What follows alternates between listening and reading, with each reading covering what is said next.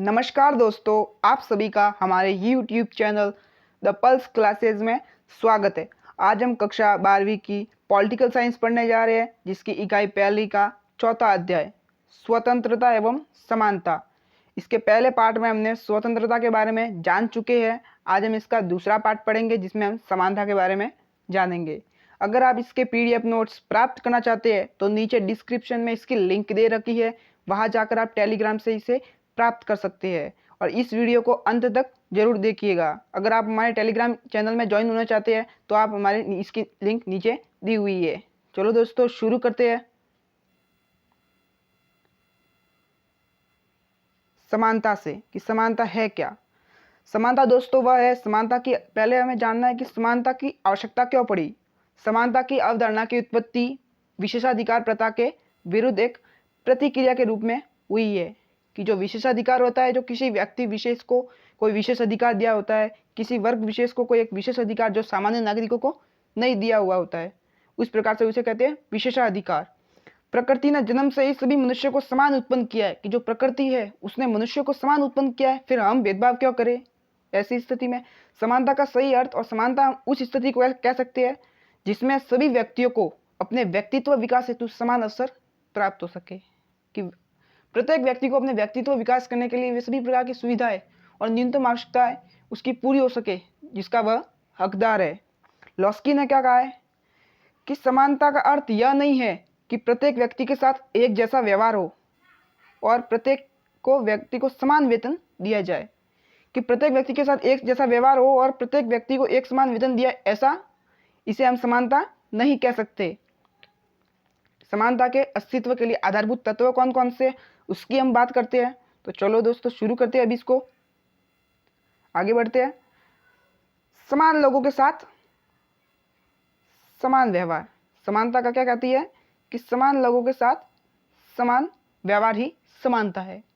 दूसरा, सभी को विकास के समान अवसर प्राप्त होना। कि सभी व्यक्ति है जो नागरिक है उनको विकास के, अपने व्यक्तित्व विकास के समान अवसर प्राप्त हो, तभी वह समानता है। तीसरा पॉइंट, समान समाज और राज्य सभी लोगों के साथ समान व्यवहार व आचरण करे। कि जो समाज है, राज्य है, वह किसी के साथ भी किसी भी प्रकार का भेदभाव न करे और सभी को समान व्यवहार करे सभी के साथ और समान आचरण करे। चौथा पॉइंट, व्यक्ति की गरिमा और अधिकारों का समान संरक्षण प्राप्त हो। कि समाज और राज्य का यह दायित्व होता है कि वह व्यक्ति की गरिमा और उसके अधिकारों का समान संरक्षण दे। पांचवा, समाज में व्यक्ति के साथ किसी भी प्रकार का भेदभाव न हो। कि समाज, ये राज्य का दायित्व है कि समाज में राज्य ये देखे कि किसी व्यक्ति के साथ किसी भी प्रकार का भेदभाव न हो। छठा पॉइंट है, प्रत्येक व्यक्ति को समाज में समान महत्व दिया जाए। कि प्रत्येक व्यक्ति होता है उसे समाज में समान उसका दर्जा हो, समान उसकी गरिमा हो, उसको बनाए रखे। समानता के प्रकार। कि समानता के कौन कौन से प्रकार है उनके बारे में जानेंगे। पहला है नागरिक समानता। राज्य के कानून के समक्ष सभी नागरिक समान हैं और किसी के साथ भेदभावपूर्ण व्यवहार न हो और सभी को समान संरक्षण की गारंटी कौन देता है? राज्य। कि राज्य यह देखता है कि राज्य के कानून के समक्ष सभी नागरिक समान हैं और किसी के साथ भेदभाव न हो, सभी को समान संरक्षण प्राप्त हो, यह राज्य की जिम्मेदारी होती है। इससे संबंधित अनुच्छेद हमारे भारतीय संविधान में कौन सा है? 14वां, कानून के समक्ष समानता, जो कि समानता से संबंधित कानून मौलिक अधिकार है। समानता, कानून के समक्ष समानता। दूसरा है राजनीतिक समानता। कि राज्य सभी नागरिकों को राज्य के कार्यों में बिना किसी भेदभाव के भाग लेने की समानता दे। कि जो राज्य है वो सभी नागरिकों को राज्य के कार्यों में, जैसे कि मतदान करना, किसी संगठन की सदस्यता प्राप्त करना आदि कार्यों में बिना किसी भेदभाव के भाग लेने की समानता प्रदान करे।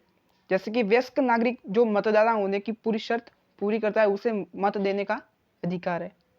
तीसरा पॉइंट कौन सा है? तीसरी समानता सामाजिक समानता। कि सामाजिक दृष्टि से सभी समान हो, किसी के पास भी विशेषाधिकार प्राप्त नहीं हो।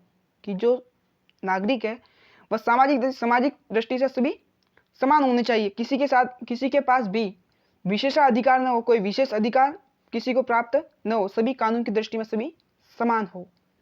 चौथा है प्राकृतिक समानता। प्राकृतिक समानता यह कहती है कि प्रकृति ने सभी मनुष्यों को समान बनाया है, एक जैसी बुद्धि और शरीर होता है और इसी के आधार पर किसी भी प्रकार का भेदभाव नहीं किया जाना चाहिए। 5वीं समानता, सभी नागरिकों को आर्थिक समानता, सभी नागरिकों को कार्य करने के समान अवसर उपलब्ध कराए जाए और एवं सभी व्यक्तियों की आर्थिक समानता क्या कहती है कि सभी नागरिकों को कार्य करने के समान अवसर उपलब्ध कराए जाए और सभी व्यक्तियों की न्यूनतम आवश्यकता की पूर्ति हो सके। कि जो राज्य है वह सभी नागरिकों को कार्य करने के समान अवसर उपलब्ध कराए, उनके व्यक्तित्व विकास करने के लिए वे सभी समान परिस्थितियां उपलब्ध कराए, जिससे व्यक्ति की न्यूनतम आवश्यकताओं की पूर्ति हो सके, जिससे उसकी गरिमा बनी रह सके, जिससे वह अपनी न्यूनतम आवश्यकताओं की पूर्ति कर सके। अभी 6ठी स्वतंत्रता समानता कौन सी है?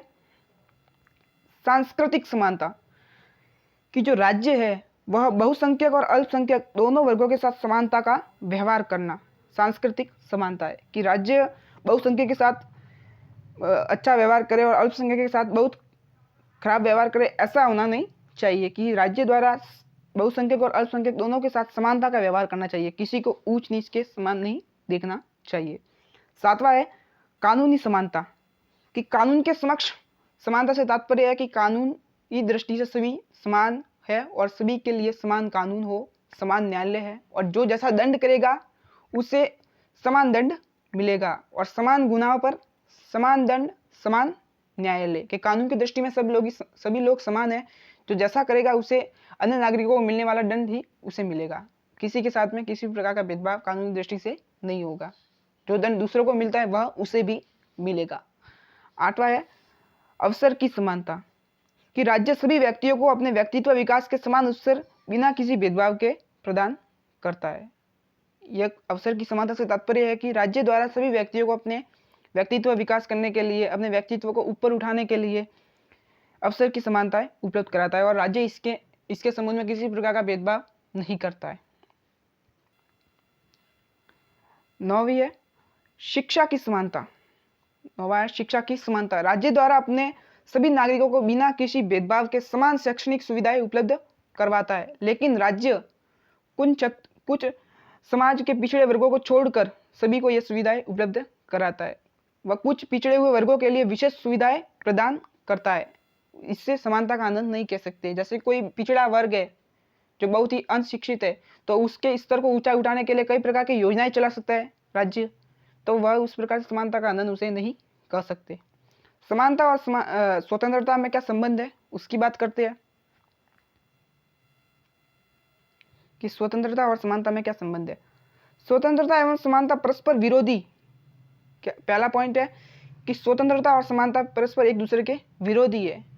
लॉर्ड एक्टन का मानना है कि समानता के आवेश ने स्वतंत्रता की आशा को व्यर्थ कर दिया, कि जो समानता है उसको प्राप्त करने से स्वतंत्रता की आशा को हमने व्यर्थ कर दिया, इसे छोड़ दिया समझो एक प्रकार से।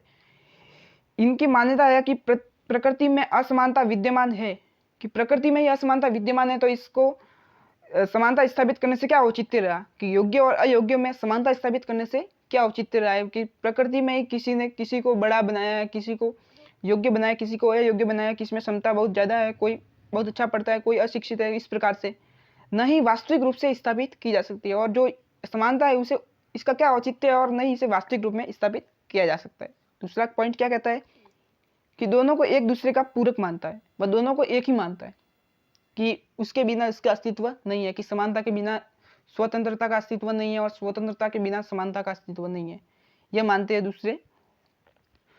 रूसो कहता है कि समानता के बिना स्वतंत्रता नहीं रह सकती। रूसो क्या कहता है कि जो स्वतंत्रता है उसमें ही समानता